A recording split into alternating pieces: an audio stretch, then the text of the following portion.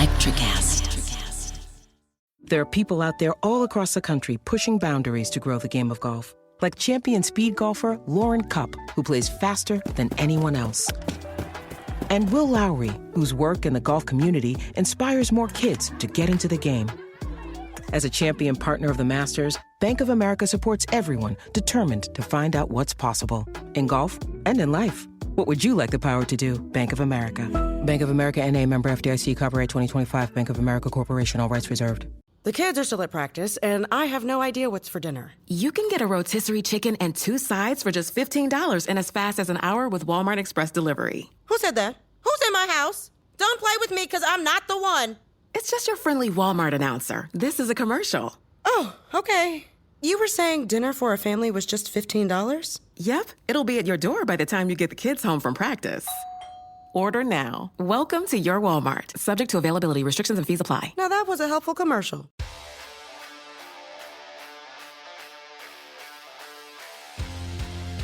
All right, welcome to Beyond the Arc Part 2. No, really Part Part 3. three. That's really Part 3, exactly. No, just kidding. Welcome to Missing the Point. I am, however, Rayshawn Buchanan with my guys. We have, my guy Mike's back in the building, so I already knew how this conversation is going to go. So I'm already prepared for me to either agree with some things that I didn't hear or that I didn't know before, or be completely pissed the fuck off. I feel like it's gonna be a mix.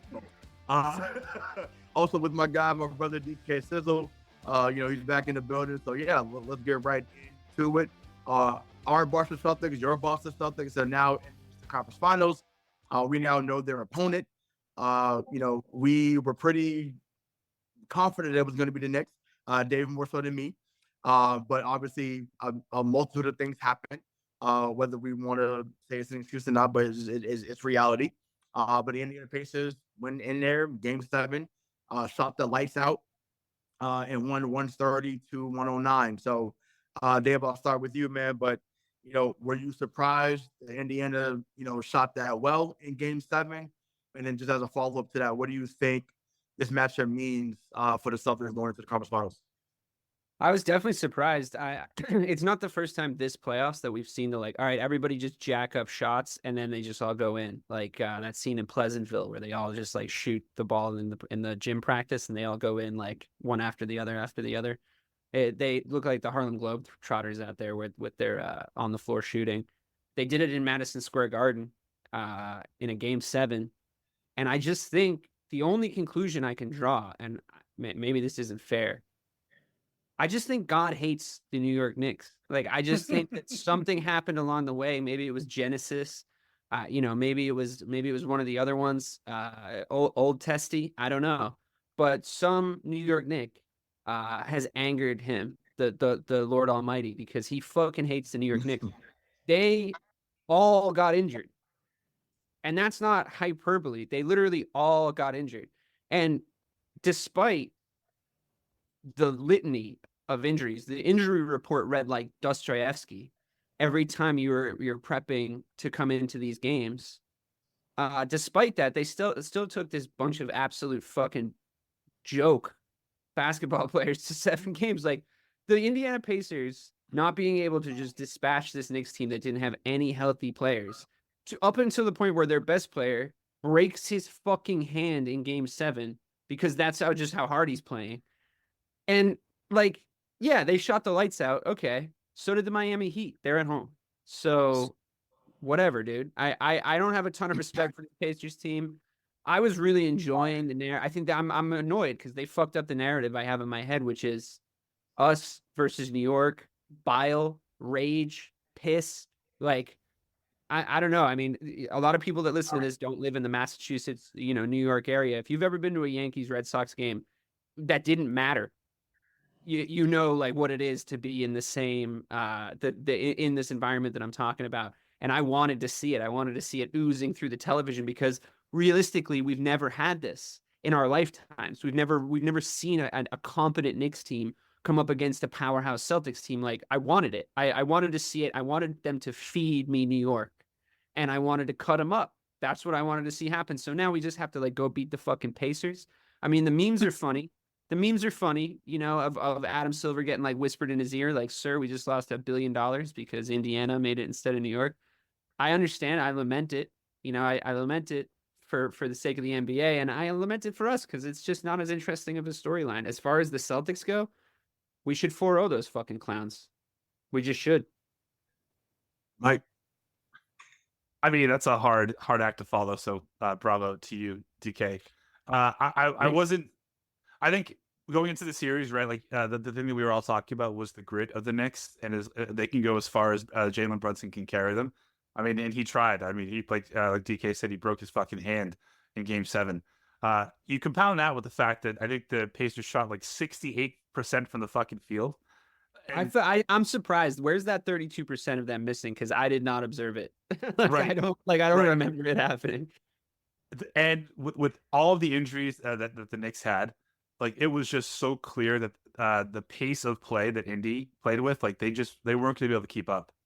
And I think I do think the Celtics are obviously going to win the series. I don't share DK's flair about 4-0, but I do think that this should be 5. Gentlemen's sweep, 6 games, because I think that a lot of the things that they do well on off nights for the Celtics, even though Ray, you don't think that they have them anymore, that their weaknesses, the Celtics' weaknesses, play into the strengths of Indy. I just don't think it's going to be enough for them to beat us in the series. Well, before I get into my analysis, I feel like to that last point, I think that it may not necessarily what they are weak in, they're strong in. I think that the Pacers are kind of like the Celtics light, meaning they like to run up and down as well too. And they've been the number 1 offense in the league all year, right? So it's not like something where it's a fluke that they scored 130. I mean, obviously, teams are not going to shoot 76% in the first half and then 68 for a game like that. That's unreal. Hence why it was the NBA record in the playoffs. Like that's a fucking joke. And like I heard earlier on national TV, it's the truth. It's like, when have you ever seen a Tom Thibodeau led defense, whether him as an assistant or even as the head coach, get shut off the building like that? And obviously, part of it is the personnel that was out there not knowing certain coverages, or just really just not even being a good defender. They didn't get into the airspace. They didn't, make it difficult for them to make shots. They got everything they wanted, and that's part of the reason why they're home. But far as listen, I've been a Halliburton guy since we started the show. I thought that he was going to be really good. He has been really good. I think that some people are kind of cooled off from him after the All-Star break, and rightfully so.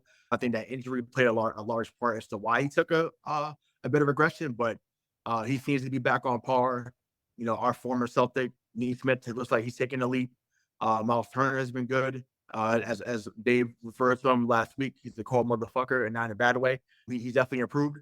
So yeah, they have some pieces there, but it's just like, I agree with the sentiment that, I'm kind of in between. Both of y'all said, like, I don't think it'd be a sweep either, and it's mainly just because I just think that offensively they'll get a game, or if not 2, where they do go ballistic from 3, because that's what they've been all year. And they are a bit deeper than us on the bench, if I'm speaking objectively. Mainly, TJ McConnell's been a problem all playoffs.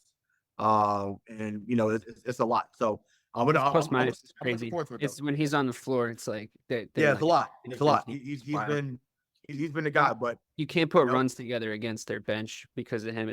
That's like been the thing that they've been able to do, is like when they start to rotate out like their top 3 guys, like they maintain wherever they are because of their bench rotation, which is a thing that is really handy. It's really handy to have. But Mike, I'll come back to you. Is it a letdown for you though? I know Dave kind of alluded to it being a letdown for him, but is it a letdown for you that they're facing Indiana and not New York, or you care about them advancing regardless? Well, I mean, I think on paper, yeah, like it's always good to have the Boston-New York rivalry, right? And all the hype that goes behind it. But in terms of the best series that we could have seen, I think that it's still going to be Indy versus Boston. I mean, the Knicks are so fucking depleted. I called them an infirmary last time I was on with DK. That it wouldn't have been the best series that we could have seen out of those 2 teams. If you're looking for a compelling series, I think that Indy provides us with the best chance of that. And either way, I think either of these teams It was going to be over in 6 at the most. But I think these games are going to be fun to watch because, as you mentioned, like both teams like to push it, right? I mean, number 1 and 2 in the league in scoring, and they did it in very, very fucking different ways. But obviously, the Celtics led the league in threes, and Indy led the league in points in the paint. So, like, you're going to see lots of points being, especially without Porzingis in the first couple of games. You're going to see how we can play defense, out inside of the perimeter against this team. I think it's going to be fun. But again, if this goes 7, I'm just going to say now, if this goes 7, it's a fucking disaster. It is a disaster if this goes 7 because anything can happen in a game 7, especially with the Celtics who love to lose at home. Yeah, I mean, a rebuttal for that, Dave? Anything you want to add to that? I mean, I don't agree. I definitely don't agree. I think that the Pacers are the thing I don't agree with the most is like they do things that like feed into our weaknesses. I don't think that that's true. I think that the things that they do are the things that we defend against the best. They are really long. We're longer, like position to position, with maybe the exception of like how we rotate in the Siakam area of the front court. But hopefully Porzingis comes back later in the series. I'd rather have 100% Porzingis in the finals than 80% Porzingis in this series, to be honest with you. So like if we need to hopefully we put ourselves in a position where we don't need to call on him too early and we can just let him get 100% healthy. But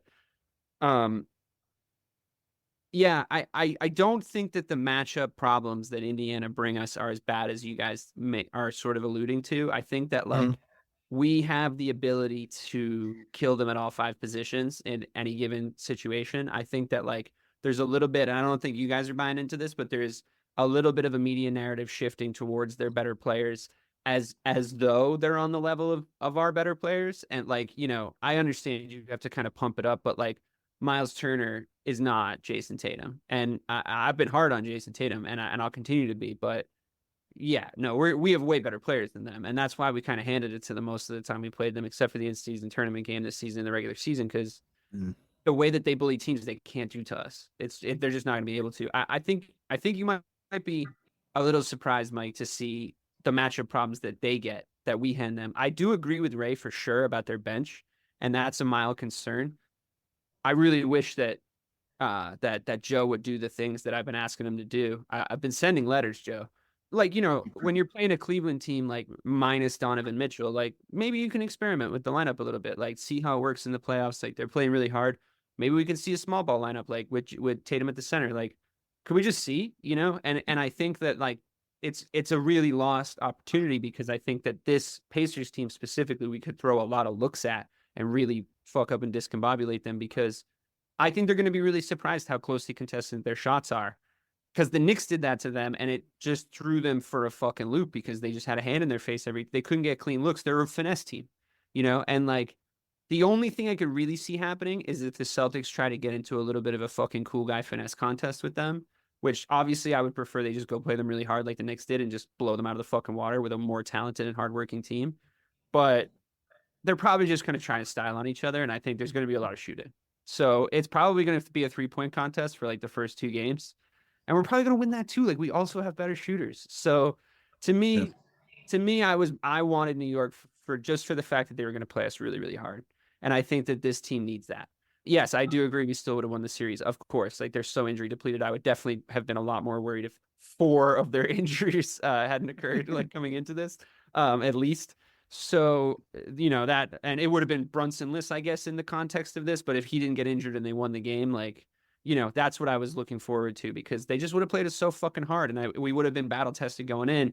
And I'm a little nervous about the Western Conference, because I know we'll come on and talk about this later, but I'm scared of the Minnesota Timberwolves. They felled the dragon of the fucking West, and I'm pretty sure they're going to be sitting waiting for us, because they're going to 4-0 the fucking Dallas Mavericks. I think that's going to be a blowout of a series. So if it goes 7, I agree, Mike, that's a fucking disaster, because we're just going to have those cold motherfuckers sitting on the mountaintop waiting for us to come get our due. And I don't want to be wrestling in the mud with the fucking Indiana Pacers while those assassins watch from afar. I don't want that. So right. we got to look as cold, if not colder, because we're playing worse competition. So there's a lot for me. there's a lot riding on the context going into the finals because yes, I think we're going to win the series. It's a fucking disaster if we don't. I don't even really want to entertain that conversation. Yes, I think we're going to win the series. And yes, I think the Timberwolves are going to win the series. So there's a ton of context now riding on the finals. As it's disappointing because you get less games per day. But as we move into there being less and less teams, we have to now, I think at this point, take serious consideration of the teams across the park at us, looking at us from the Western Conference, Yeah. No, all valid points. I just think it just goes back to why I wasn't upset that obviously both the Miami and Cleveland series ended in 5. New York had a chance to close out in Indiana Friday night. They had a chance. And obviously, I mean, it sucks what happened with Josh Hart, but the Brunson injury doesn't happen if you win Friday night.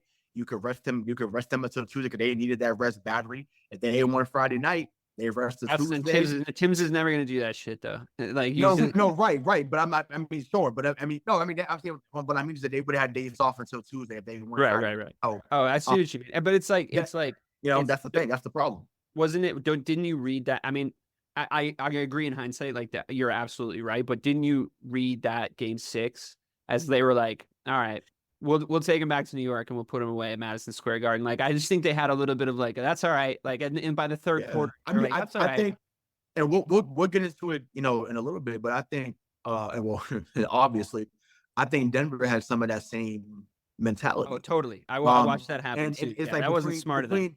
Between having that mentality and being fatigued, and like I said, I'll bring up a team that this Denver team reminds me of. Now, granted, they didn't win as much as the team I'll compare to them, but it's just kind of how their run has looked the last few years, reminding me of a team of the past. I'll get into that shortly. So there's your teams there, but yeah, I don't know. I just think to me it's just important, for any series, it doesn't matter regardless of opponent, to finish as early as possible. So yeah, I agree. It would be an utter disaster.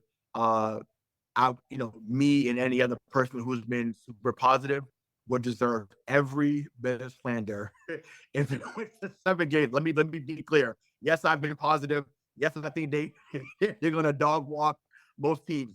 But let me be clear. I would definitely deserve all the slander and anybody else. And like, if that was the case, it was something, because like I said, that would be insane.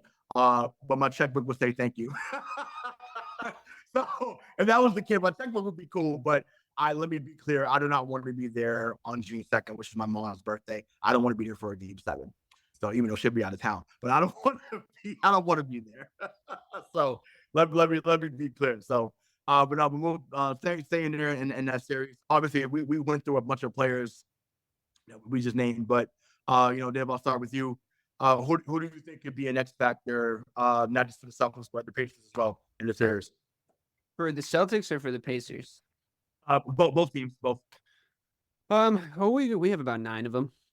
So at any given time, it's nice to see that like anyone can step up. I was pondering on my commute today. I was pondering Al Horford again. Sorry, Anna, by the way, for saying you're his wife. You are in fact his sister. My bad. But you are still really funny on Twitter, which I did say. I was thinking about him and I was like, there's a period, as much as he did an amazing job against Cleveland, especially in that closeout game, there's just periods where like he's involved on the defensive side every single time. And I think Cleveland were trying to exploit him. And I don't hate that we just like played him a ton of minutes and said like, he's still going to like work super hard and be really effective. So his like overall contribution on the floor is going to like be net positive. But I worry about the Pacers being able to exploit that sort of area of the court. I'll say again, like I was really fine with Cornette in situations against Cleveland. Brissett, like, did he try to fucking date Missoula's wife? Can we just see him for like a few minutes? Can I just see him for a couple of minutes? Like, I mean, I get that you're at the Auerbach Center, like training with him every day and stuff. Like, and you're the coach. Like, I'm not trying to. But can I just see him for like a fucking couple of minutes, dude? Like, do we have to play Al Horford like 97 fucking minutes in a basketball game? Can we just see? Especially against a team with the length of with the length of Miami. But all that being said, that length in the front court is what makes me nervous. Ideally we get Porzingis back at 100% and he cancels out the Siakam factor, but I think Tatum's going to need to work pretty hard against Siakam. I've seen that matchup not go our way in the past. He's got the kind of length that can do us a little bit of damage in the front court. Yeah, your beloved Toronto Raptors. Yeah. I mean, I again said that they stunk, and historically we haven't had to have that many more conversations about them, have we? So because then we do this playoff show here, and they just haven't seemed to come up. So we've had trouble with him in the past. I think that Tatum's a more mature player. I think that they're smart enough to realize that we're going to need to defend the front court against a team like this with the length that they have. And I also think that at our guard position, we're going to do that thing that we do to every team defensively, where we throw guards at them, that the likes of which they've never seen on the defensive side of things. And I just think it snatches your soul when Derek White rises up and blocks a jump shot that you're taking from the 3-point area. And when he does that to Miles Turner, I think that's going to be awesome. So I think that those momentum shifts will start to happen. And that's the kind of stuff we're going to be able to do to teams like this. I'm not as confident when we're talking about playing the T-Wolves, but I don't know if we're talking about that yet. Mike. Yeah, I think that the biggest X factor for the Celtics will be Porzingis, just to see what he can do if he comes back in this. And I think I agree with you, DK. I want a 100% KP against whoever we play from the West versus 80% of this series. But I don't think that you'll be able to come back into the finals against the Minnesota team cold. I think you have to play some minutes, right? So I think we have to see what he looks like. I also think, though, my biggest thing is going to be Indiana defensively, what they decide to do. Are they going to play, or are they going to try and double either Tatum or Brown? Or are they going to try and play them one-on-one? Because if they try to play them one-on-one, they're going to get smoked on the free throws, right? We're just going to go to the fucking rim, and I mean, that's what we should do, and shoot 40 free throws a game. If they try and double somebody, and then we're just going to make it rain threes, right? So I think that what they do defensively, obviously, this isn't a great take, but is gonna tell us how are the Celtics going to try and beat this team? Are they just going to just do what they want to do and just shoot threes, or are they going to go to the basket? If you see that one-on-one, are they just going to go to the hoop every time and just make them change? So I think the Celtics have a multitude of ways that they can win this. This is a favorable matchup for Tatum. I mean, he averaged 33 points against them this year in 5 games. I think this is his best opponent in terms of the regular season. So it might be what we need to get him feeling he's the number one guy on the team. Start acting like it if we have to go up against Ant in the next round. Mm-hmm. No, valid. I think for Boston, I think this is going to be a Drew Holiday series. We've seen glimpses of it in the Cleveland series. If he can shut down Halliburton, then I think they should start building the statue outside now. At that point, he's just done his job. At that point, he's done exactly what we needed him to do. If he's just gone and taken Halliburton out of the game, which I think he can do. Yeah, no, absolutely. I think defensively, I feel like we know night in, night out what you're going to get. I think more so we're going to see more aggressive for him offensively, and that's where he's going to continue to prove his value even more. Like I said, if he's between that 15 to 18 range for his points, then we're in very good shape going forward. And then just on the Indiana side, his name came up earlier in the show already, but listen, what TJ McConnell's been able to do in this playoff has been awesome. Once again, he has bounced around the league. He got to start in Philadelphia, but he's always been a guy that can be an 8th and 9th guy. He's been more like the 6th man this playoff, where Carlisle's used him in a multitude of ways. He's been scrappy. He's been someone that's stabilized their second unit. They're missing Benedict Mathurin, who is really, really talented. I'm actually glad that he's not going to be involved in this series, because he is someone, he kind of reminds me of J.R. Smith, that can just get 30 off the bench whenever you need him to. So I'm glad that he's not available for the series. Once again, I want him to come back healthy, but I'm glad that he's going to be a spectator like the rest of us for this series. So yeah, TJ McConnell's been awesome. I can't say enough about what he's been able to do. I fully expect Neesmith to have a game kind of like how Max Strus did. It just seems to be guys that either were former Celtics or, got dealt or didn't make the team, whatever, so on and so forth. There's a forever vendetta. So I'm already mentally prepared to see a game or two from Neesmith where you're like, where the fuck did this come from? But he has taken a leap. So I want to give him credit where it's due. He's not an all-star caliber player, but he's turned into a really good role player. And he's going to start. I'll give you one. I'll give you one role. stat about Neesmith if you're Mm-hmm. interested. Every pacer that plays above the threshold minutes for this to matter, their average points and assists and rebounds are lower versus Boston than the rest of the regular season, except for Neesmith. Right, exactly. Right. Correct. And he always plays better against us. And everybody Yep. else on the Pacers, whenever we play them, they always play worse than they play everybody else. So, Neesmith, I think will actually have a game. And he's obviously, I always liked him, to be honest with you. So I'm kind of happy he's good. Yeah, obviously he felt slighted that he was in that deal for Brogdon, obviously. As he should. And any pro athlete should feel slighted when they get dealt. Yes, it's a business, but you feel like, hey, if I didn't get a fair shake here, or if I wasn't developed the way that I thought I should be developed as a player, and that's what he felt happened. So he's made the best of an opportunity. It's unfortunate, honestly, because like the way that the roster was constructed when he was here, I didn't really see a path for him in. But I think what we see now is I think we were a little bloated at certain positions that maybe would have been, it would have been better to give him the kind of development minutes that he needed.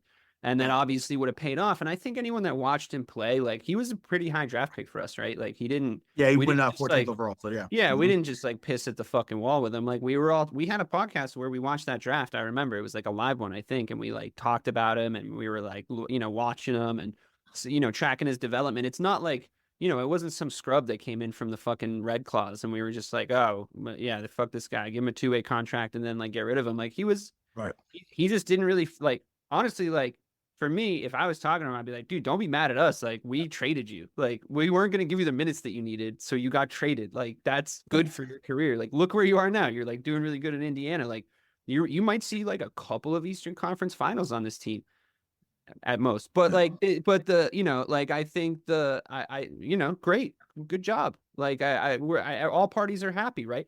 If he was playing the minutes Sam Hauser was playing, plus an additional 7, the Celtics team would be a lock for the finals. It'd be great if we still had him. And yeah, the Brogdon thing, I mean, in hindsight, but we were all fucking delighted to make that trade. Oh no! I mean, listen, it was the right move 10 out of 10. Yeah, like I want to be clear. Yeah. We were driving his ass to the fucking airport. Let's be honest. And once again, everything was fine until you hurt his shoulder in the playoffs last year on second round. So, so yeah, you know what I'm saying. So once again, where injuries become a problem, but no one cared. That's all we're gonna tell later on. But it's just like I don't know. Well, hold on. He's been awesome. Hold on. Do you care about injuries that became a problem for the Knicks? No, I'm saying like it shouldn't be brought up as what I'm saying. Like it's just like they're part of the game. Like it shouldn't be something where it's made an excuse. No, of course. Once again, I want the Celtics to make the finals. We joked about that thing on the last show or the show before. It was like we wanted the easiest path possible. Well, we got it. So it's like we got it. So it's figure it out, right? Find a way to get there. And eventually win it. So once again, do I wish injuries could be turned off like Madden mode? I'm Madden, sure. Or NBA 2K, absolutely. I would love that because I would love everyone to be at full strength and find a way to get a victory that way. But unfortunately, that's not how it goes. But yeah. But like he's been balling for them. Neesmith, but we'll see. Hopefully, they're able to neutralize. I'm assuming he's going to be on JB, and if that's the case, good luck. Yeah. Because JB is like a little brother anyway, so I already know. He in his mind, he's like, look, it's hunting season, and it's done dynasty out here, and you to pray. So yeah, that's where I'm at for that. So let's just do a quick series prediction. I think you guys kind of already said it, but let's just say it one more time, and then we'll jump into the Western Conference stuff. So for me, I'll start. I got the Celtics at 6. So Mike, well, can I ask a question before I give my prediction? And before we go to the West, I just want to know, like this, it's been eating away at me for like the last 3 weeks. Is there anything aside from losing the series, that the Celtics can do that will bring you a little bit closer to Earth that DK and I reside on, or are you gonna be pissing rainbows this entire time all the way to the finals? So you and I spoke about this. I was like, do y'all rather the doom and gloom version of me? Is that is that what we want? Like, I mean, once again, there has to be a middle. seen There has that, to be a middle. and then y'all had to say, oh, you're doing too much, Ray. Come back, like it's okay. I never said that. No, I'm saying in general though. In general, I get told, man, like that's a lot, bro. Like, it's always negative. Like, come, you got to have some type of positivity. I've said this all year.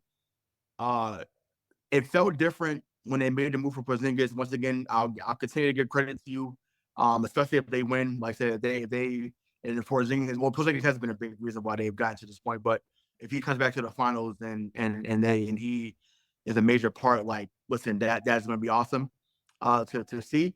And then obviously getting Holiday, I compared the Drew Holiday move to getting neither of us were alive, but I compared that move to getting Dennis Johnson after they got swept by Milwaukee in the second round back in the early 80s. So, I mean, I guess seeing bad play, and I mean really bad play to the point where it's like, 8 of like 35 would like that would infuriate me, to be honest. But no, it's just like it's the first of 4, and like I said, obviously if they were to lose the series, then obviously you would get the Rayshawn that you're waiting for. But until they get to the 4, I'm not going to be doom and gloom. Not say that you guys are, because you're not. We just have different opinions. That's what makes the show. So there's nothing wrong with that. But until then, I am here for the ride. I just believe they're gonna find a way to get it done. And that's just how I see it. Until it doesn't happen, that's just where I'm at. I have a gentleman's sweep, Celtics in 5, and they lose game 2 at home. Shocker. What? Going for prediction. I would have really appreciated if they didn't lose game 2. Hey, keep with the theme, baby. You gotta keep with the theme. If they lose game 2, we know they're winning in 5. Right? That's what's been happening, right? It's still one of those things, though, right, DK? Though, if we predicted even a week ahead of time and then it still happens, the amount of fucking hate that's gonna spew out of our mouths on that next show is just gonna be so good, so good. Well, I mean, I think that there's parts of like Rayshawn's transition into like a more upbeat individual that I truly do understand. I mean, I understand the whole thing. It's essentially true that this is the best version of the Boston Celtics we've ever seen while the podcast has been going on. So it's a decent exponential line graph for him to be like, I'm annoyed with them. They're not good enough. I'm annoyed with them. They're not good enough. I'm annoyed with them. They're not good enough. Then they got better. And he's like, okay, I think they might be good enough. And I think that that's a fair enough, like, sort of approach. I think that you and I are just a little bit more on the side of like, there's a lot of the same stuff happening that's cost us series in the past. But there's also like a lot of stuff that's cost us series in the past that isn't happening. Like I'll say that. Like I think that we won 2 games against Cleveland where we were pretty much 5 points to 8 points up for the whole game. And then we closed the game out like really well. And including the go home game in Boston. And I really appreciated seeing that. It was very professional. It was exactly the way I want to see them win a series like that, with the exception of them losing game 2. Obviously, like that was annoying as fuck. I let them off the hook a little bit more with Miami because Miami just like had that game 7 Pacers energy and everything was falling for them. And I was like, you know what? Sometimes teams just fucking have nights like this. Like, I don't know. We're still going to win in 5. Fuck it. The second series against Cleveland, I was like, come on, guys. Like, Jesus Christ. Like, stop it. They play down to their competition, and that's just like an annoying quality. And I think maybe it just bothers me and Mike more than it bothers you. I think that you're not wrong that the team is different this season. You made this extended point on the last show. The team is different this season than it is last season. So we can't beat them with the same broom handle of like, you're making all the same mistakes. And unfortunately, what ends up happening then is we sort of laser in on Brown and Tatum because they're more specifically Tatum, because he's the constant across the whole thing. He's supposed to be the best player. He's supposed to be the leader. So you end up sort of like, you can't even spread it around anymore. You can't even like look at Marcus Smart and be like, same old fucking Marcus too. Like, you're not even spreading the bullshit around. So Tatum gets a little bit more heat because they're qualities that he brings to the table a lot of the time. Also, Joe Mazzulla is a constant from last season, and he's still making boneheaded fucking decisions from time to time. So that annoys me a little bit. Overall, though, I mean, I wouldn't describe myself as negative. I would describe myself as nervous. I would describe myself as nervous that I am gonna watch a movie that I've seen before.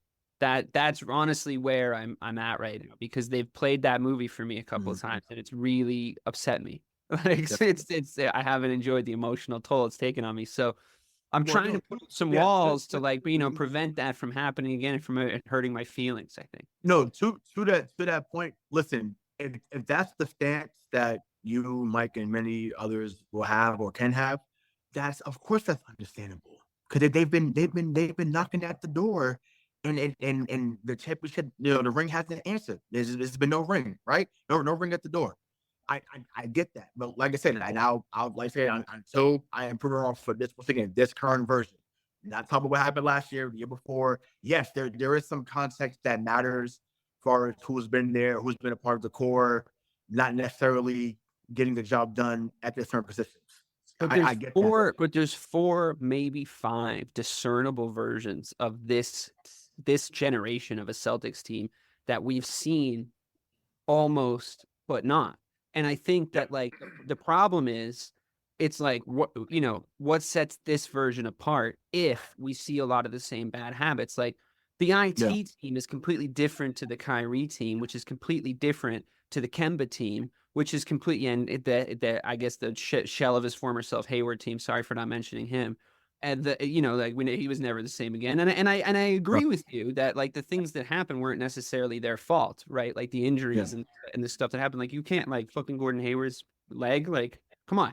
Like it's like who are you looking around to blame for that? Like, and I honestly don't blame the kid for never really being the same after that. I don't think I'd be the same person if that ever happened to me. I would cry on national television. That'd be awful.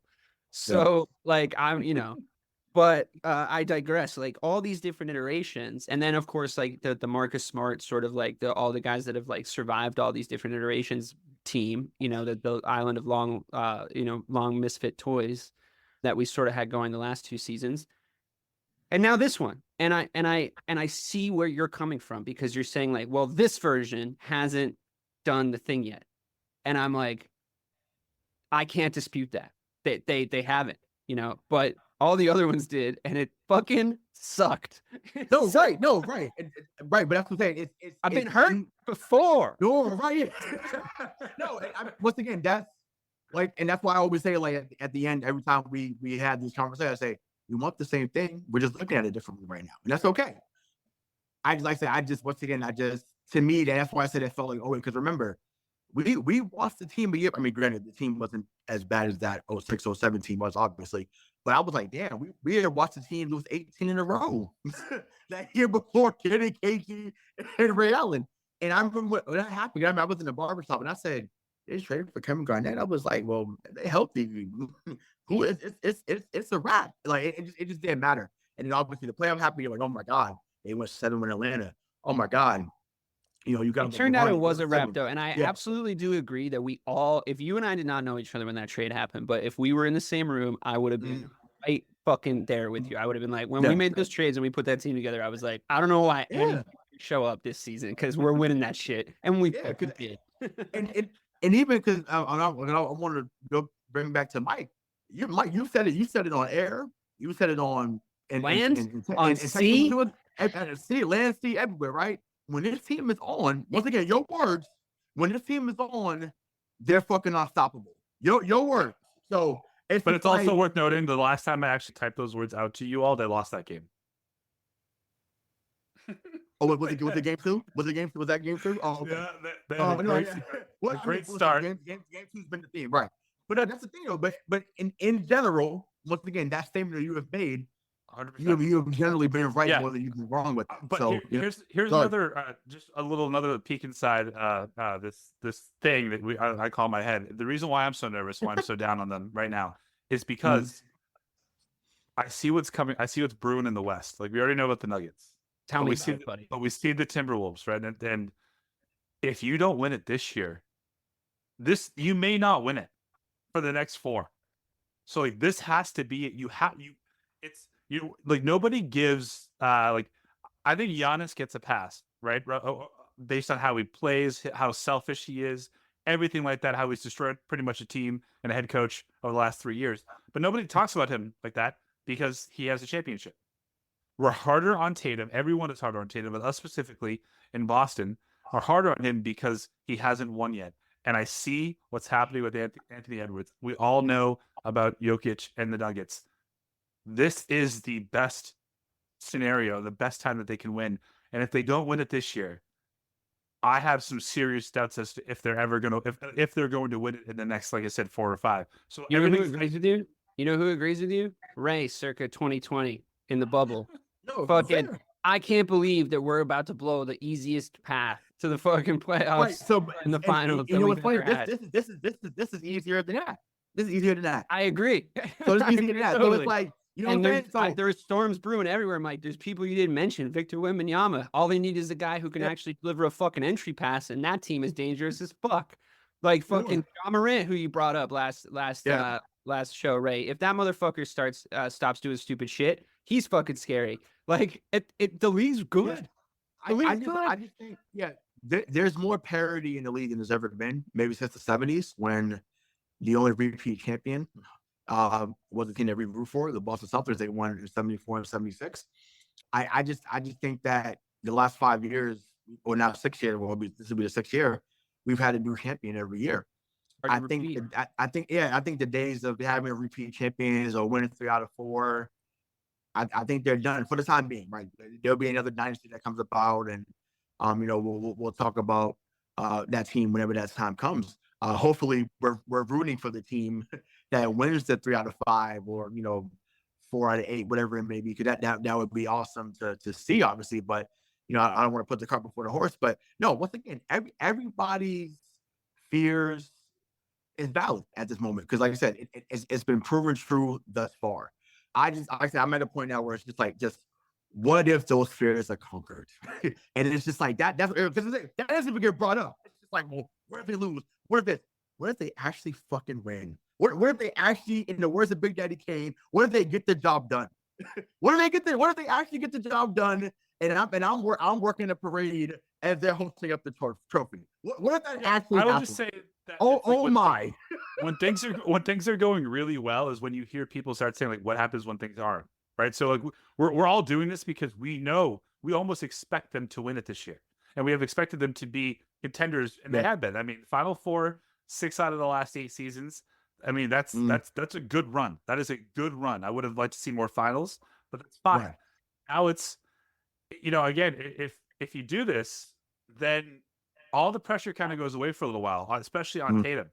But if you don't, right, yeah, I think right now, because I think last week with Dave, I brought up us being the Philadelphia Eagles of the 2000s. But for those that may not follow football as much, which I don't know why you don't, because you must be living around the rock, I'll bring up a basketball reference as well. We're either the Sacramento Kings of the 2000s, early 2000s right now, or we're the Portland Trail Blazers of the late 80s, early 90s. So, the Clyde Drexlers, Jerome Kersey's, Terry Porters, they had a crazy amount of talent, went to 2 finals, lost to Detroit, lost to Chicago. This guy, Michael Jordan, was really fucking good. So it's just like, obviously, I don't want to be remembered to be in history with those. Really, just think about how you talk about. It's think crazy. about how you talk about those teams, right? So, like, Yeah. I would just say I would much rather be the 02, 03 to 07 or 08 Pistons. You get there all those times and you win one. Fine. They won. Okay. I mean, yeah, sure. That's valid, especially when they beat Mavericks. I would throw that in there. The Dirk Mavericks. I like the idea of being a high profile, put together superstar team for your one, because it's about the way you win one. Like I'm not greedy. Like I'm on the same page as what you guys are kind of like, you're tickling the clit of, which is like, I just want fucking one, dude. Like I don't need to get, like, I don't need to three-peat. This isn't this isn't LeBron. Like, we're not going to win one. We're not going to win 2. I enjoyed the final series that was the Dallas Mavericks against the Miami Heat more than almost any other final series I can think of, because They came in with such a fucking swag, and they were talking so much shit, and there was so much Beverly Hills 9. Do you guys remember this first Miami Heat season? There was so much Beverly Hills 90210 fucking drama. We had a players only meeting, and Coach Spo and Spo, who's now is talked about in the circles of some of the greatest coaches in the history of the sport. Everybody was fucking clowning on him, like, can he handle the egos? Can he do this? Whatever. And Dirk just came into that finals and just fucking handed it to them. Like, he just took LeBron down low. He was like, "Oh, you didn't develop a post game yet? That was dumb, dude," and just killed him. Like, people don't remember it because like LeBron. They remember that shit in Dallas though.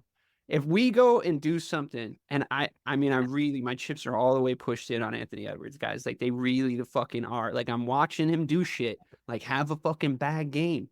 He had a bad game 7, and he still hit the fucking dagger, and he still made the steal that was like that led to the dagger, right? Like, and it was still against Jamal Murray, who was basically the linchpin of the deciding factor of that series. When he played well, when he had big games, that was a wrap for the Nuggets that night because Joker, he's going to get his. He's going to get his. There's nothing you can fucking do about it. They made him look mortal again in game 7. But I feel like Anthony Edwards has a supporting cast of absolute buffoons, like just absolute circus clowns. And he's still sort of making it work and making them look like professional basketball players. And if we can just give him one, if we can meet the Minnesota Timberwolves in the finals and be like, yeah, but the Celtics did get him that one year, remember? I would like that. I would genuinely like that because I'm nervous about this guy. I think he's going to haunt our dreams. But see, and let's just get into the West Conference. Like I said, that's a great segue. So, but I'll address that notion or that narrative there. See, that's where I disagree about his supporting cast. Had they had some bad games, absolutely, I would not sit here and say that it's been all. It's always because they're being dumb though. It's not because they're not talented. It's always because they're being dumb. But when you have another number 1 pick in Towns who actually played really well last night, he did. Except he got a fucking foul. He actually got a foul trouble again. No, but come on. Can you stop doing that? You got a 3-time defensive player of the year. You got another great pro. Fucking Mickey Mouse award, but sure. Yeah, sure. But I'm like, you won it. So you won it. So the defensive player of the year 3 times. And then you have another rising young forward in McDaniels, who's an excellent wing, and he's emerging right before our eyes. So, and then obviously Naz Reid, who was 6th man of the year. They're not, once again, they're in the spot for a reason. And when you have that talent around him, once again, the guy that built Denver is now building Minnesota. So he basically built 2 Denvers. And now they're the younger, hungrier ones. That's essentially what happened, right? I mean, they are built to beat Denver. I'll give you that. Yeah, exactly. So he basically built, their version of the Avengers to beat them. Great, awesome. So let's just talk about that series. So obviously Minnesota wins the 7. Denver loses 3 of 4 at home, right? We had a lot of talk about what happened up here at home for us, but the defending champs lost 3 out of 4 in the series at home. So Mike, I'll come back to you, but just is home court advantage what it once was, or did Denver just end up running into a buzzsaw? I think Denver ran into a buzzsaw, man. I mean, I think it was a combination of that and the fact that they found a team that they could not outwork. Like, Denver loves to slow things down, play methodically, and wear you down, and you just couldn't do it to the Timberwolves over a 7-game stretch. They wouldn't allow you to do it. I thought that I thought that Derek Lively, I like his addition to the Mavs. Sorry, I want to talk about that too. I just had all these thoughts in my head. Mm-hmm. I think that, again, Anthony Edwards, he affects the game. To DK's point, even when he's having a bad game, he's still the best player on their team. Why? He's telling everyone to run through screens. He's telling everyone not to get fucked up on one of those screens. He's literally coaching the team on the floor. I sent you the clip of that earlier today, Ray. Mm-hmm. It's like if we saw a game where Jason Tatum, again, just to bring it back to Boston, was going 6 for 23 from the floor. Do you think he's still commanding the floor like that? I don't. I've seen him not do that. So, and I think what you're again seeing here is the perfect compliment to Cat. I mean, you got a guy like Ant who's averaging 29 points a game this postseason, and again, he had a bad game last game, and now Karl-Anthony Towns is putting up 19. I forgot Rudy Gobert was in the league, and now he's hitting a turnaround jumper. That was, to listen, that was almost fucking crazy. class again. That was Of fucking course it crazy. was. I fell off of my couch when he hit that shot. I thought, are you fucking kidding me? That's when I knew the game was over, though. Because if he's hitting turnaround jumpers like that, what can you do? To your original question though, and I'll let TK go. Like, I think home court matters when each team has a guy. Like when it's pretty even, right? But in a situation where, if you have all the best talent, and like I don't think home court's going to matter against Indy. I really don't. I think we could beat them. It doesn't matter if we played Indy, Boston, Nantucket. It don't fucking matter.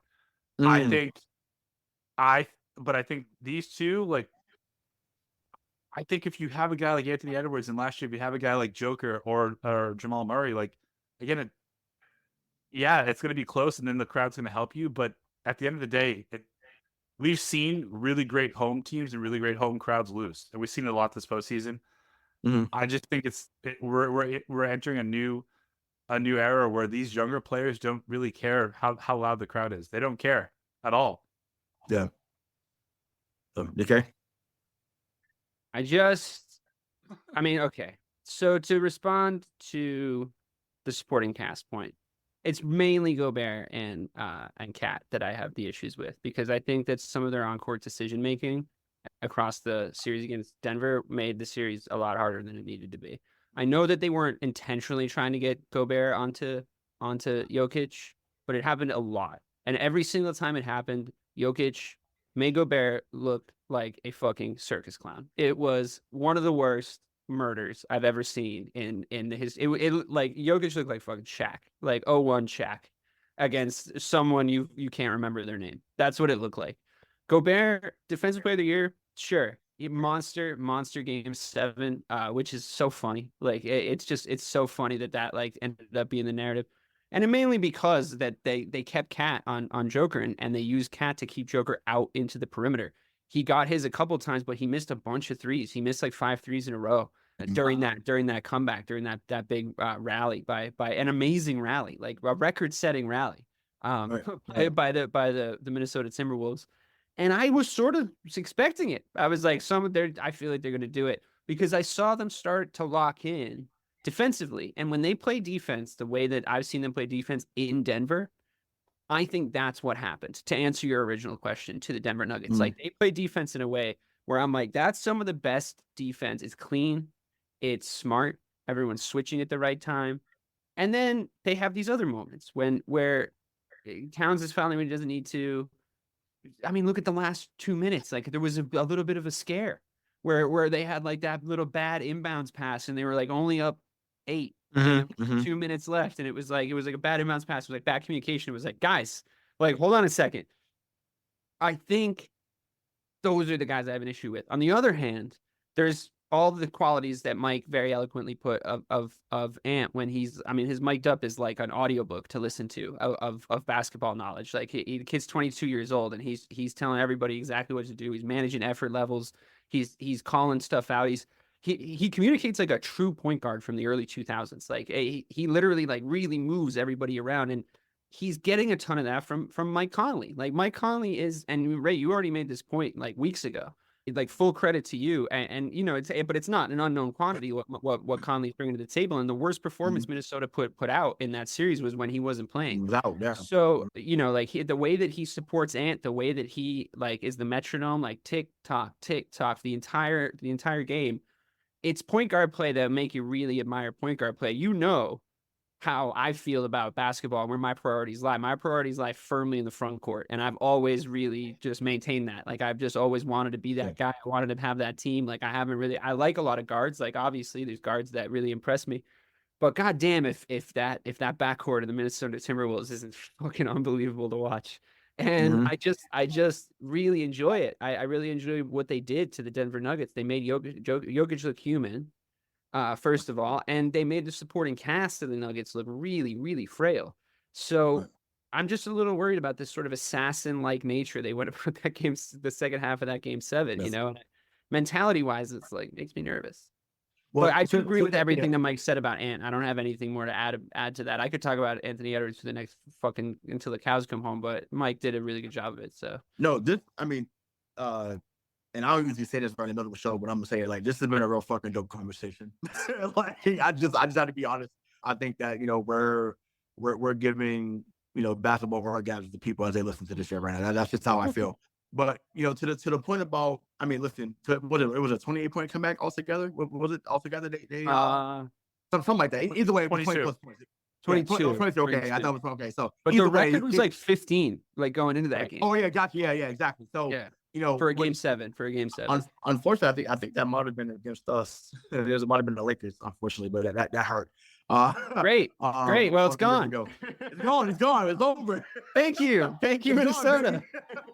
No, but to the point about Denver, I think Mike Malone, who had a terrible press conference, in my opinion. Once again, my God, you want to talk about that, Mike? What are you doing, pal? Yeah, you can't be the big dog in the yard last year. You're bullying reporters, buddy. He asked you a pretty fair question. It was a pretty fair fucking question, man. Yep. And I'm like, once again, I thought that he handled that poorly, like I heard earlier on the national show. But Shannon Sharp cut him up, huh? He did. He went off. He gave him that uncle treatment. Jesus Christ, he was like, he wasn't your wrong, ass down. Yeah, he wasn't wrong. But I just think what Denver reminded me of, and once again, they obviously didn't win back to back, but they've had a really deep run the last several seasons. They remind me of the Isaiah Thomas Pistons in this regard. Now, granted, they weren't as great defensively, they weren't as physical. So, for those that listen to say, what is he talking about? They're not allowed to be anymore. True. But it's like, what I mean is they, for the last 6 or 7 years, they've been going. They had a few conference finals runs. They've been deep into the second round. So it was a mix of this guy Anthony Edwards is really a fucking problem. It's a mix of that.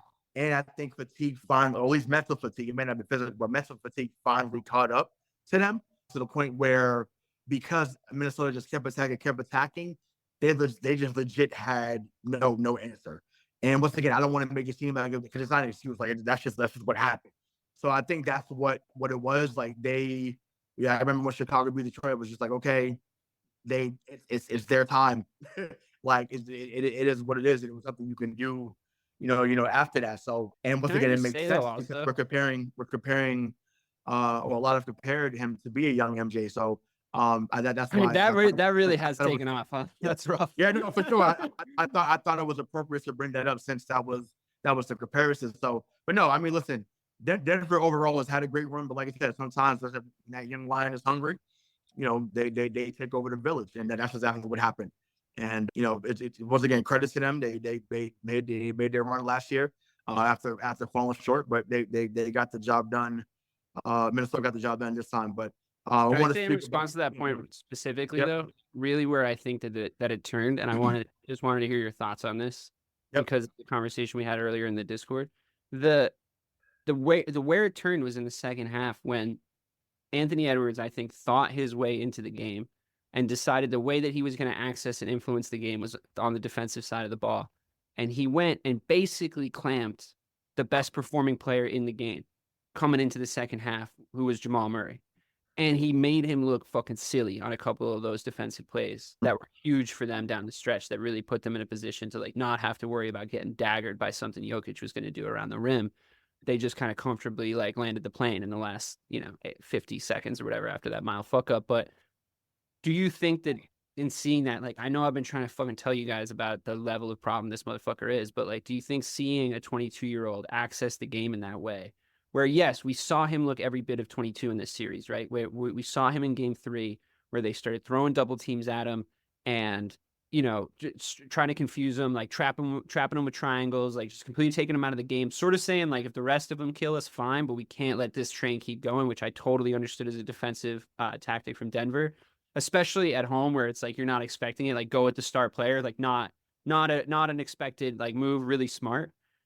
But I just wonder, what was your perspective on then seeing him in the same series when it was series on the line? If they lose, they go home in game 6. Hits the fucking shots that he hits and says, "I'll see y'all motherfuckers in game 7," to a bunch of killers Like, he's looking at a bunch of killers and saying that these are motherfuckers that are tried, tested, and proven. They have the mint. They have the gold. They're good to go, right? They're there. You know, you can go to Jokic's horse farm and he might take you out back to woodshed and shoot you. Like, you don't know what that guy's all about. So he said that, and he also adds this thing where he's like having a good time doing it. Like, he has this fucking smile on his face, this charismatic presence where he's like, and then he accesses that in Game 7, Ray. And you see a defensive performance that changes the game and wins them the game. Yes, I'm not taking anything away from Naz Reid, who also took over for 6 minutes, basically playing outside linebacker. I loved it. I loved every second of the Naz Reid like bully ball performance. Like, that was perfectly timed and wonderful to watch. I think Karl-Anthony Towns absolutely did have a lights out game. I 100% agree with you. He still makes me so mad with the fouling, especially since Ant called him out in public. I think Conley had the game I needed Conley to have. He didn't make mistakes, which was great. But I think Ant turned it on a defensive performance, which is the identity of this team. So I wonder, like there's a million Lego pieces that have to go into building a guy of the caliber that he's getting compared to. There, Michael Jordan isn't just a name. Michael Jordan is a collection of a million moments over the span of an amazing career. And this kid's just getting started. It's not a fair comparison, but he's been special a couple times, right? Like, I mean, it's once again like I said, we talked about the Memphis series. I think either last year or a couple of years ago. Oh, it was 2 years ago, I think. But when they lost to Memphis in the first round, and once again, we saw some moments of greatness in that series, but Ja was just a little bit better at that moment. I think because Ja had the better team around him. They played defense really well. Jaren Jackson had finally showed up in that fucking series. So there was a lot of things that went well or went against them in that series. But I think because he's so competitive, because his attention to detail improves really, not forget about each game, really every quarter, right? That's where, or really every possession, the next thing for a young player is to start thinking the game. Like you said, if I'm not going to impact the game offensively, what else can I do to impact the game? And once again, I know that's something that Mike always loves because Mike talks about, something Tatum has done or even Brown has done. It's like, can you impact the game when you're not at your best in any capacity of the game, right? You could be having a bad game defensively, but are you getting to the line? Are you making the right pass? Are you are you talking to your teammates? Like, there's a whole bunch of things that go into being not just a guy, but being the guy. But yeah, I think that he thought through this. I think that last year losing to them obviously was definitely added motivation. So once again, they were Denver's toughest series last year. They were. Yeah. It wasn't Miami. It wasn't the Lakers. It wasn't. I forget what they even beat in the second round last year, but it might have been Phoenix. I can't remember. But Dallas beat Phoenix last year. Excuse me. But it's just like that. That to me, because he's now thinking through the game or learning to think through the game, that's what adds to his caliber of a player. And again, he's a throwback in an era where everyone wants to be besties. That's really the biggest reason. Like, his talent is superb, but because he is a throwback type of player, that's what I think gravitates the fans that are our age to him the most, in my opinion. I mean, hell yeah, it is. Like, I love his attitude, dude. Like, I was gonna bring this back around to like the sort of the Tatum conversation, because like this is an ongoing conversation, but not one we've really had the opportunity at this point in the playoffs to talk about, all three of us. I wish Jason Tatum was more like that. Yep. Yeah. It's kind of what we've been saying for I don't know, 5 years. Well, go ahead, Mike. Go ahead, Mike. I don't know if after losing your third straight to a team that you're up 2-0 against, now you're down 3-2, if Tatum has it in him, right, to say to the building staff or whoever, I'll see y'all motherfuckers for Game 7, and believe it. Like, Anthony Edwards did, and he believed it. And like, I don't know if he manifested it, but he just decided that you're going to have to do a whole hell of a lot more than shut me down in order to in order to beat this team. And he made everyone on the court better. So you're not supposed to know how to play out of a double team that effectively at 22 either, by the way. I would just like to point that out. You're not supposed, like, everybody else gets off the hook when they it takes them like 8 years to learn how to play out of that double team. We're just saying.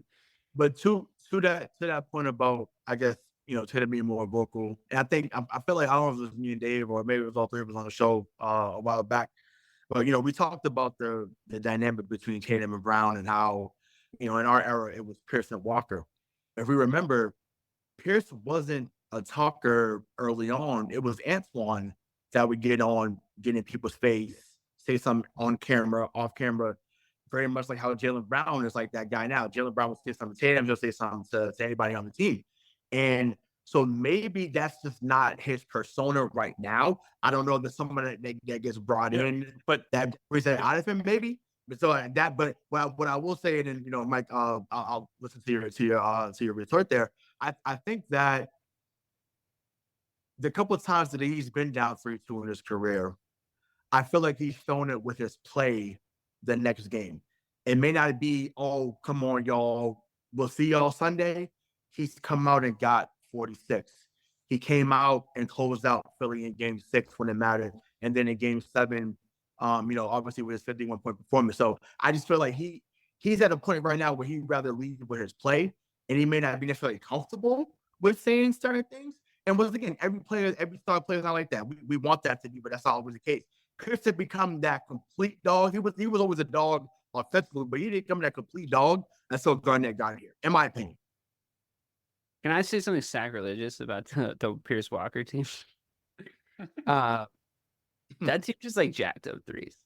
That's just like that's what this team does now. That's what this team does now. I know, but like it was so that team that just jacked up threes averaged 91 points a game in the playoffs in 0-2. So like it's just a little bit of a different situation. I think like I know we all had a lot of watching that team. I know. It was just to make it wasn't really a rebuttal to you. It was more to make a larger point that like I know we lionize that 0-2 team because we were all 12, and watching them just shoot and like yell at each other and the other team was a lot of fun, and Antoine Walker was big and hilarious. And like my best friend in middle school saw him at McDonald's after one of the games, and that was like just the coolest thing that ever happened to any of us. And like I know it's sacrilegious to say, but God, that team wasn't that good. It was like maybe the worst Eastern Conference Finals team in the last like 25 years. I think, but that's all I have to say. Sorry, everybody, on the Boston Sports Podcast. I would just say like the thing that I love most about Anthony Edwards is what you and DK have already pointed out, is that like it feels like he has it like some of that like like that dog in him on the court. He's not afraid to get in your face and talk shit about you, and in an era like exactly where everyone wants to be friends. Tatum, I don't feel like, you could point to like 7 different things after I say this that will say that I'm wrong. When Tatum dunked on LeBron in the Eastern Conference Finals, and he stared at him, that was like the last time. It was like that was like the last time he did that to a player on the court, where like he looked like he was like the guy, and he said it with his body language, he said it with everything. Anthony Edwards is doing it every night. I know Tatum can do it. I want him to do it, which is why I'm itching for a Boston Minnesota series, because it's going to be scary as fuck. But I think just like Tatum locked down KD in that last Brooklyn series, I think if Tatum decides, listen, I'm not going to say anything to you, I'm not even going to look at you, I'm just going to make sure that you don't get yours. You're going to get 12 tonight. Figure out how to beat us. Like that will say a whole hell of a lot. Yeah, I mean, yeah. And what's is he capable? You damn right he's capable. Yeah, and I would love to see that. I think, but so once again, it's like we've all done this before. I'm glad you brought that last point up. So I think for the Tatum narrative, I think the matchup needs to be Minnesota, right? I think to me the more compelling story is the Dallas Mavericks, because of Kyrie, because of what happened with KP. They gave up on him, and now he's facing you in the finals, and he gets the chance to take you out. Like I think that to me is just like it's also cinema in my mind.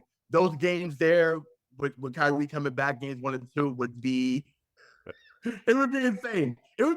And I'm like, I would love to be in the arena. Well, I will be, but I'm saying, I would love to be in the arena just to see that happen. Like once again, for the Tatum narrative, yes, it makes sense for them to face Minnesota and get his first ring against a phenomenal talent. But I would love to set Luka up. I would love to. Oh my God! And they brought it up last time. I'm tired of a white guy being the best guy in the NBA. I'm tired. Yes, I would love it. I would love It's so Yeah, I embarrassing. would love It's it. so embarrassing for the fucking league when the white Yeah, I would guys like. try. I mean, that's I mean that brother's special too. Yeah.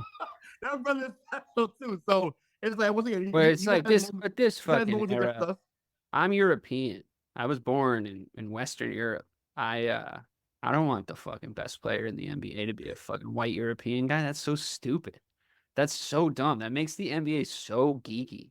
Like, come on, guys. Like, get out of here. Like, the best player in the NBA, like that. He's a problem though. But What signature shoe would you buy from a white person? Like, get the fuck out of here with this. Like, it doesn't work. I would have got Larry Bird back in the day. I would have got the Converse back in the day. I would've. Larry Bird is not a white guy. Come on, tell me. Also, give me a break. He has not graduated. If fucking Larry Bird, they're like, that was insulting. That I was personally insulted. Well, Larry Bird's not white. Christ's sake, he's Larry Bird. That's what he is. Is he white? Is he black? He's Larry Bird. Is Larry Bird. He's graduated. He's fucking graduated. The man. I mean, honestly, I think that's fair enough to say. Please let that be a clip.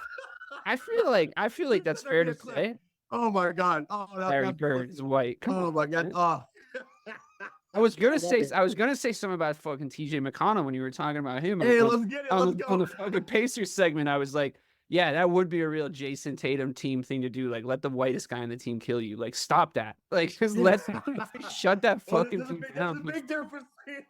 Oh, Max Strus is having a good game. Jason, this is embarrassing, dude. He's white as fuck. Oh my God. Oh my God. That's that's awesome. That's awesome. But no, but I do want to see a little more about Dallas because like I said, they beat a really good OKC team. I really like that. Felt like I think we talked about I don't have anything bad to say about them losing. I think it was like maybe a bonehead play by Shea at the end, but I like that team. Shea's a killer. Oh yeah, no, I mean that was definitely a bad foul, but I mean like I felt like after when Dallas had won Game 5 out there, I was like, okay, like I felt like maybe they're on a little bit of running themselves. So I mean, like I said, either one of y'all can go on this, but just just kind of speak to what you saw in that series that can make Dallas a legitimate threat in this conference finals. I know, Dave kind of gave his, he kind of foreshadowed his thoughts on Dallas a few moments ago, but I just want to go a little deeper dive in it. So, Mike, I'll start with you. Just your thoughts on that series overall, and what do you think Kyrie and Luka can do in this Western Conference Finals? Yeah, listen, I was really impressed with the series. Obviously, I think Luka, Kyrie, those two are the ones that that always stand out. But the one that I mistakenly mentioned earlier, because I got it on my mind, was Derek Lively, the addition that they made, and the draft from that was last year's draft pick, right? He comes in and he I think he had the plus minus in this. He was plus 71, and every minute that he played was impactful. Right. And I think that if you can take, because Luka and Kyrie are going to get theirs. But when you think about the Dallas team going against Minnesota, it's like, how can they have enough length to combat what Minnesota does well? And I think it's with guys like Derek Lively, with Gafford, the trade that they made at the deadline, that can really, really help you. And because I do think that Jaden McDaniels and Anthony Edwards are going to lock down Luka and Kyrie. I think it's going to be really, if you see Luka get like 30 points, it's going to be trash minutes, and we've already seen that he's going to be guarding Kyrie. So that means that which I fucking loved. Yeah, I'm taking Kyrie. He's like, I'm taking Kyrie. Let's see. Yeah, I fucking love this guy. Which means McDaniels is going to be guarding Luka, and he's big enough to do that. Yeah. Thanks. DK? Yeah, I mean the Wood T-Wolves are going to win in 4. I thought I really enjoyed the operatic and wonderful pageantry that was the Oklahoma City Thunder versus the Dallas Mavericks. I think that it was cool. It was like the end of a soap opera. Like Luka came in that last game and he was like, or game 6 rather, and he was like, I'm just gonna make an effort to have like a better demeanor. I'm not gonna like bitch at the refs as much. And like, now I'm nice guy Luka now. Like he turned face. And he was like, I'm nice guy, Luka. And like, yeah, I'm here to like win some basketball. And, Kyrie's like, I have a new like reformed image of like who Kyrie Irving is. Like anti-Semitism. I don't remember that. Do you, the media? And it's cool. It's cool. It's a cool little narrative that they've constructed. I don't mind it. I enjoyed watching that backcourt play. They match up terribly against the T-Wolves. They match up worse against the Nuggets. So I think that they should count their lucky stars that who the fuck were they going to throw at Jokic? Like, that would have just been an absolute disaster. But I mean, you saw what Jokic was doing to a team that had two big guys that they could throw at him for 7 games, and like it finally paid off. Yeah, I mean, it's a backcourt versus backcourt battle. I hope it's good. I hope if it went 6, it would be a really fun series. If it went 6. I think we should think back to like what we saw the T-Wolves do against the Suns and the way that they kind of came out and 4-0'd the Suns. A team coming through the test that we just watched them come through is a team on fire in the next round. You get +10 everything across the board. I'll point you to, do you remember the really slog of a series against Giannis in round 2 I want to say it was the Warriors finals year? And it was just the worst thing in the world. It was like you were tired watching it because of how much Giannis was just giving it to us in the front court, but we still found a way to win. And the following series, we were just red hot because it's tested versus rested, right? The Timberwolves are coming out just like having just passed the biggest test of their careers across the board. Like every single member of the Timberwolves just passed the biggest hurdle of their careers. The team, as a team, the identity that they're trying for, they just accomplished the thing that they're building themselves to accomplish, which is to beat the Nuggets. I venture to guess if you're the front office of the Minnesota Timberwolves, at least 2 years ahead of schedule. At least 2 years ahead of schedule are they in this position. And I just think that Anthony Edwards I think he's gonna be like a show. Yeah. Like I just think he's gonna come out. The way that they were dealing with him in Denver was really, really canny, really, really, really smart. And maybe Luka and Kyrie can combine to do a defensive thing to him that I'm not expecting. But Ray, like, is that Luka and Kyrie? Are they beating you by like intelligent defensive traps? You know? Yeah, they're not. They're obviously those two will never ever ever be known to be defensive stoppers. Like that's not their calling card. To me, they have figured it out to an extent defensively. Once again, Mike mentioned it, but their Lowry has been awesome. Gaff has been huge for them. From the deadline. PJ Washington has played way above. That's been crazy. But that's been fucking crazy. He's been great. So once again, I feel like I know you said it's been +10 for Minnesota, but I feel like it's been +10 for Dallas too, because with each round, they beat the Clippers and they beat the number 1 seed. They should be confident going into this series as well. Like now, obviously, you have to play the games, and as fans, we could predict all we want, but you have to play the games within the 94 feet. Once again, we've seen, and granted, although it didn't end the way that we wanted it here in Boston, we've seen Kyrie in moments that didn't matter. He hit the most important shot in the last 25 years. No, he's a soul stealer. Absolutely. He is someone that would, and granted, so is Luka. Yeah, exactly. Not on the biggest stage, but like with Kyrie, though, I feel like I'm just like if there's put like this, if it's like 110 to 108, and Kyrie Irving has the ball. Yeah, I'm not looking forward to that. I fully expect. You said what? Is that again? I wouldn't be looking forward to that. No, I would be like, fuck. I fully expect Kyrie to hit that shot. I feel like that's like I don't care who's on him. Like his handle is unreal. Like so, it's just like to me, yes. I wonder once again, Mike Conley, ice up, son. In words of Steve Smith, ice up because you may not play that much this series. Like, you might be on a solid because I don't know. Once again, Mike Conley has been a very good player a majority of his career. There's no way if you're Chris Pierce, like there's no way you could put Mike Conley for any minutes on Kyrie Irving or Luka. It has to be. I don't think you have to. I think you can hide him on the floor. I really genuinely do. Yeah, you put him on PJ Washington because I'm telling you, if you put him on Kyrie or Luka, it is going to be hunting season, mixtape session, all in one. And can I ask you this? It's going to get ugly. Response? Can I ask you this question in response? Absolutely. Where are Kyrie's lanes to get to the hoop? Where are they? I have never seen a better finisher around the rim than him. I don't think he gets there. Is my point. I don't think he gets there. No, sure, but I'm like, there's two absolute palm trees. So even if Ant can't lock him down, and Ant's taking him one-on-one, and I think he's been the best one-on-one defender of the playoffs so far. Ant's taking him one-on-one. And then he hands him off to fucking the defensive player of the year, which I now think is an award that counts because it's helping my point.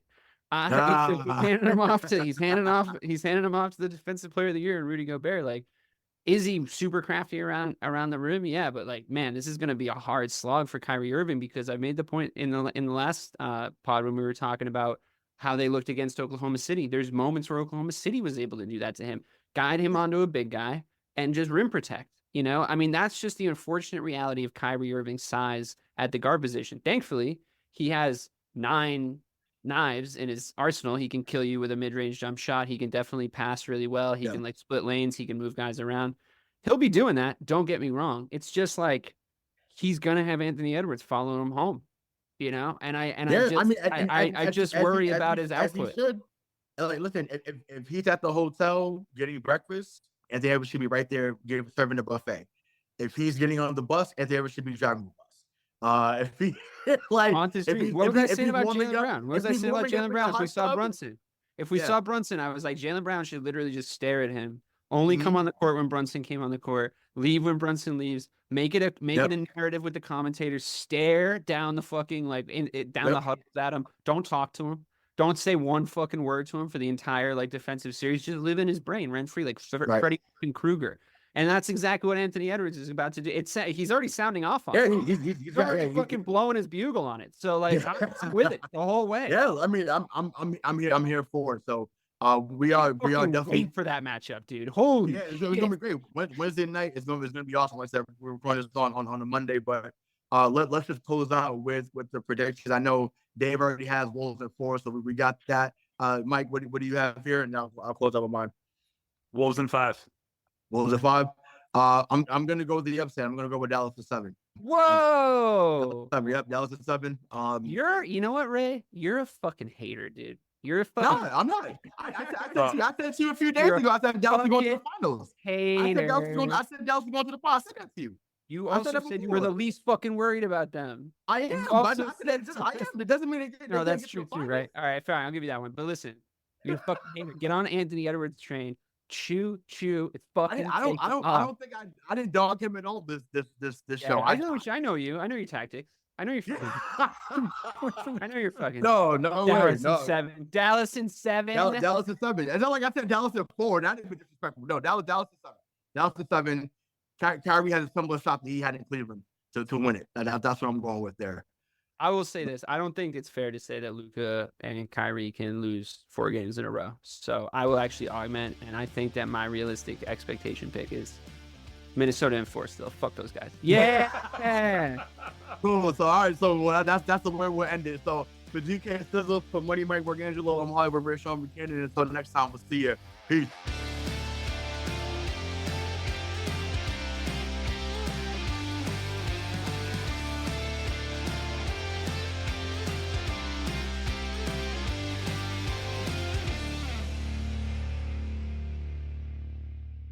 Hi, I'm Sherilyn Fenn from Twin Peaks. What did you do on your last Saturday night? Did you hear something? Toilet paper. There's none. Nada. The reserves have gone dry.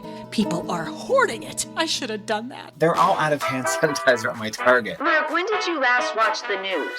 We are getting reports of forced quarantines in China, Japan, and now Italy. You're cutting onions in half and putting them around your apartment. Yes, exactly. It kills the COVID. Excuse me? Let's go, get in. Vamos, rápido. Have you ever driven one of these? Never. I'll drive, ladies. I've got the keys. Excuse me, I'm lost. I'm looking for my wife. I got turned around. Join me, Eric Roberts, Jennifer Elise Cox, and Ed Asner for The Last Saturday Night, an Electricast podcast. You'll love it. Electricast. Electricast.